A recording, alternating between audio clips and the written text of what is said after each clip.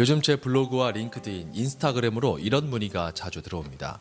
제가 해외 이민을 꿈꾸는데 최종 결단을 내리게 된 결정적인 계기가 무엇인가요? YTN 앵커 좋은 일자리인데 왜 그만두고 이민 가셨나요?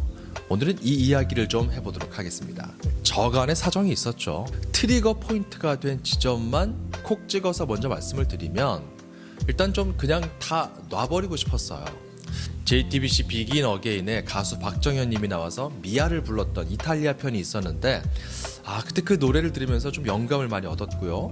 드라마 멜로가 체질, 이 드라마 보면서 용기를 많이 냈습니다. 거기에 이런 대사가 나와요. 생각해보니까 우리 나이가 참 너무 좋은 것 같아. 뭔가 다시 시작해도 어색하지 않을 나이 중엔 제일 노련하고, 뭔가를 다시 시작하기에 좀 애매한 나이 중에는 제일 민첩하고.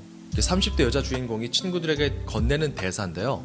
아직 젊다 하는 관점에서 보면 30대 중반은 그나마 노련한 축에 속하잖아요. 뭐 20대도 아니고 사회생활도 최소 5년 이상은 했을 거고. 그런데 좀 늦은 것 아닌가 싶은 관점에서 봤을 때 30대 중반은 뭐라도 실천해 보기에 그래도 제일 민첩한 나이입니다. 도저히 안 되겠다. 늦기 전에 해야겠다. 결심을 하게 됐죠.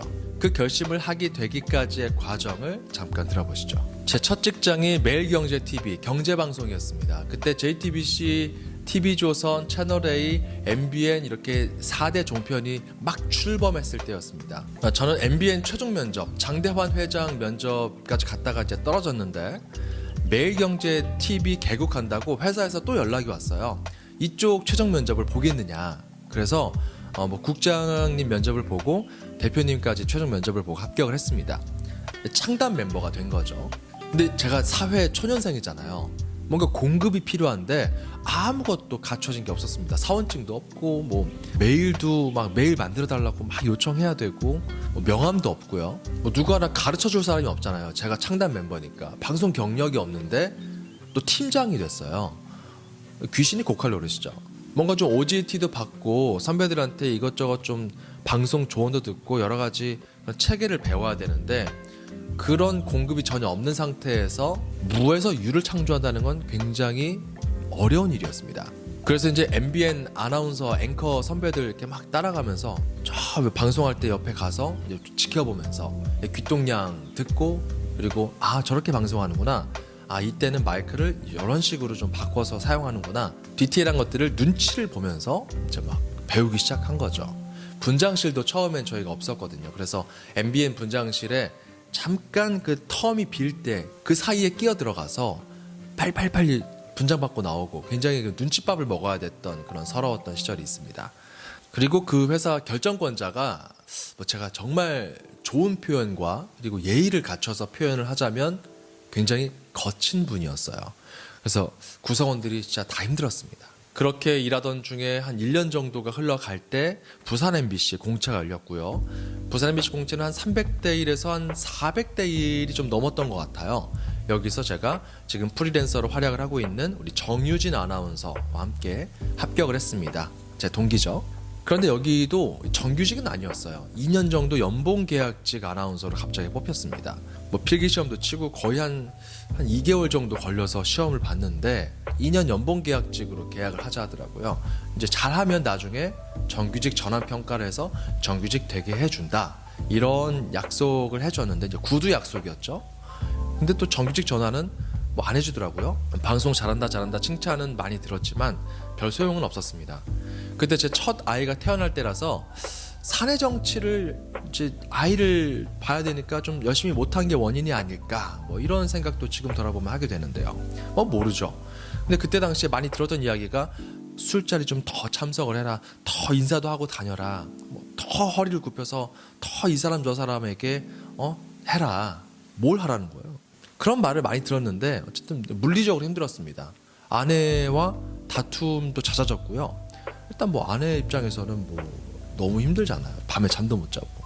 내가 그러면 기자가 돼야 되겠다 이런 생각을 했습니다. 일단 정규직이니까 안정적인 토대 위에서 내가 배웠던 저널리즘 해보고 싶은 그런 실험 해볼 수 있지 않을까 이런 마음도 들었고 뉴스가 재밌었거든요. 아나운서는 이제 MC, DJ, 내레이션 뉴스 앵커, 뉴스 캐스터, 스포츠 캐스터 뭐 이것저것 다 해보게 되잖아요.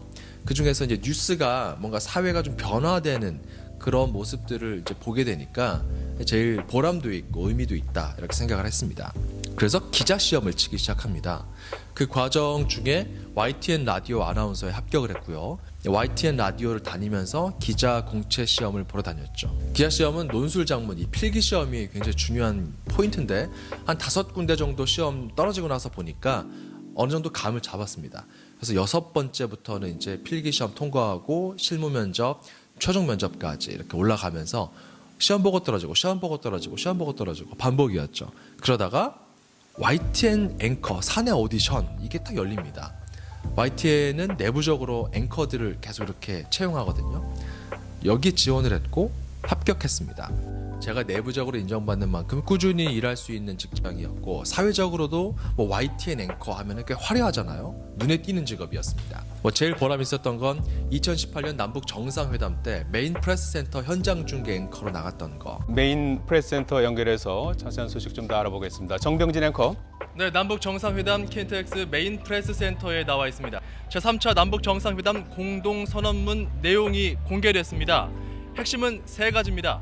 뭐 박근혜 전 대통령 탄핵 특보, 총선 방송, 대선 방송, 대선 국회 현장 중계 연결, 뭐 프라임 시간대였던 뉴스나이트, 그 경제 방송 쏙쏙 경제 단독 진행을 했었습니다.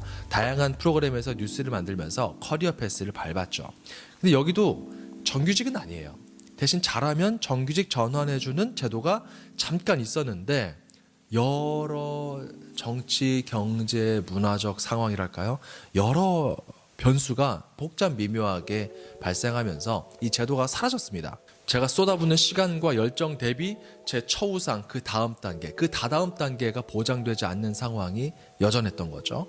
내가 아무리 잘해도 인센티브가 없는 이런 구조는 정말 저를 힘들게 했습니다. 가족과 함께하는 시간은 점점 줄었고요. 몸이 완전히 망가졌습니다. 특히 밤 시간대 뉴스 할 때는 자정에 퇴근하는 일들이 많았거든요. 그러면 만약에 회식을 한다. 2차만 가도 새벽 4시입니다. 제가 새벽형 인간이거든요. 바이오 리듬이 완전히 꼬여버리는 겁니다. 맨날 비타민 주사 맞고 마늘 주사 맞고 피로회복 주사 맞고 회사 나가는 일을 반복했습니다. 아이들은 아빠와 저녁 먹어본 적이 없어요. 그러다가 완전히 어느 날 몸이 퍼져버렸습니다. 아내가 휴가를 내고 일주일 정도 고향 내려가서 엄마 밥 먹고 푹 쉬고 와라 이러더라고요. 완전 올스톱하고 서울을 벗어나 고향에서 일주일 동안 밥 먹고 자고 하면서 회복을 했습니다. 아내도 이 뉴스라는 게 참 중요하잖아요. 그걸 아는 사람이었기 때문에 이 중요한 일을 위해서, 그리고 방송을 좋아하는 남편이 꾸준히 좋아하는 방송 일을 할 수 있도록 묵묵히 참아주고 희생했습니다. 하지만 그것도 한계가 있잖아요.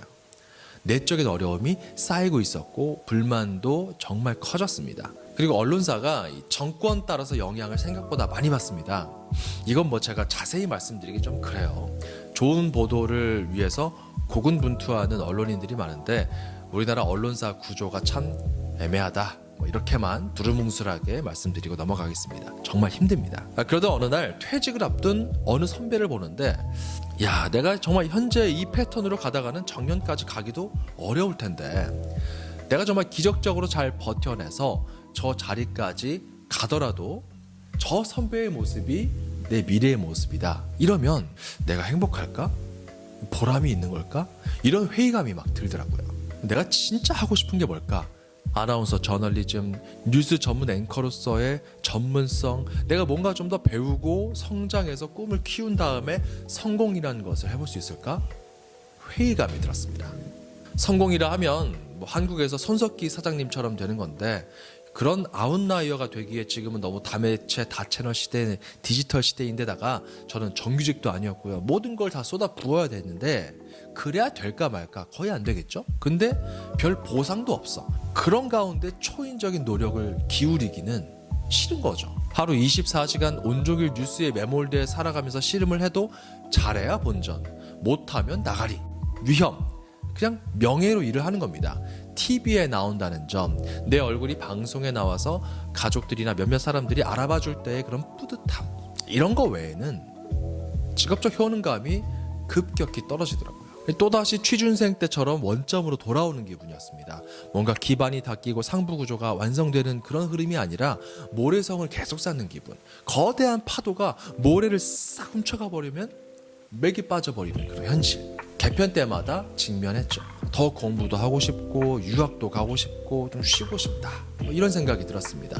제 연차쯤 되면은 한 9년 10년 일하게 되면은 다들 비슷하게 이런 감정이 든다고 하더라고요. 몸과 마음이 너무 힘들다 보니까 그냥 좀 놔버리고 싶다. 그러던 중 비긴 어게인에서 박정현님의 미아 노래를 듣다가 제 자신을 돌아보게 됩니다. 가사가 이래요. 또다시 그 길을 만났어. 또다시 한참을 걸어도 한참을 걸었죠. 그래도 익숙한 거리, 추억투성이. 추억은 많죠. 미로 위에 내 산책. 길 잃어버린 나. 길 잃어버렸구나 내가 깨달았죠. 가도 끝없는, 끝이 없어요. 계속 반복입니다. 날 부르는 목소리, 날 향해 뛰던 너의 모습이 살아오는 듯. 돌아가야 하는 나. 그쵸? 계속 뭐 그냥 정규직으로 합격 딱 하면 되는데 그게 아니잖아요. 돌아가야 돼 자꾸. 뭐 인정을 받아야 되고. 계속 시험인 거예요. 쉬운 길은 없어서 정말 쉽지 않습니다. 돌고 돌아가는 길, 그 추억 다 피해 이제 도착한 듯해. 그냥 확 길을 잃어버려야겠다. 이런 생각을 하게 됐습니다. 당시에는 마치 절벽으로 내달리는 누우떼의 한 마리 누우 같다. 이런 생각을 했습니다. 제 스스로가 말이죠. 맹수의 공격을 피해서 누우떼가 단체로 달립니다. 그런데 앞에는 절벽이에요. 저는 떼죽음을 당하기는 싫습니다. 달리긴 달리겠는데 그러면 방향을 저 옆으로 확 틀어버리자. 이렇게 생각을 한 겁니다. 30대 중반으로서 지금 아니면 어렵다 이렇게 판단을 했고요. 팬데믹 전이었기 때문에 독일 넘어와서 새로 시작해보자. 지금 들이는 노력이면 독일에서 무엇든 할 수 있겠다. 이런 자신감이 생겼습니다. 그래서 아무 기약 없이 그냥 무작정 독일로 넘어왔고요.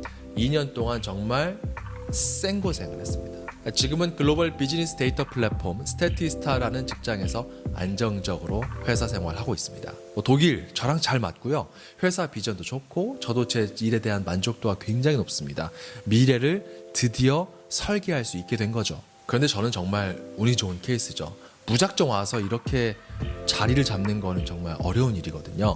한국의 모든 상황을 내려놓고 이민을 떠난다는 건 정말 중요하고 어려운 결정입니다. 특히 아이가 있다면 신중하게 또 신중하게 결정을 하셔야 되는 거죠. 직장 다니다가 저와 비슷한 고민에 부딪히신 분들을 위해서 제가 블로그에 체크리스트를 정리해뒀거든요. 3가지 경우의 수를 제가 제시했습니다. 첫 번째, 해외 생활을 하고 싶을 때. 두 번째, 해외 취업을 노릴 때. 세 번째, 뭔가 새로운 그 어떤 느낌적인 느낌의 뭔가에 도전해보고 싶을 때. 설명란을 참고하셔서 블로그에 제 정리된 포스팅 내용을 한번 읽어보시길 추천드립니다. 저는요, 진짜 행복했으면 좋겠어요. 저도 여러분도요. 제 채널을 구독하시는 모든 여러분들은 저와 함께 매일매일 가치 있는 일에 몰두하는 삶을 사실 수 있기를 바랍니다. 우리의 소중한 30대를 밀도 있게 보낼 수 있도록 말이죠. 저도 함께 공부하고 성장하는 콘텐츠 계속 만들면서 여러분과 함께 더 크겠습니다. 뉴스데드였습니다. 여러분 고맙습니다.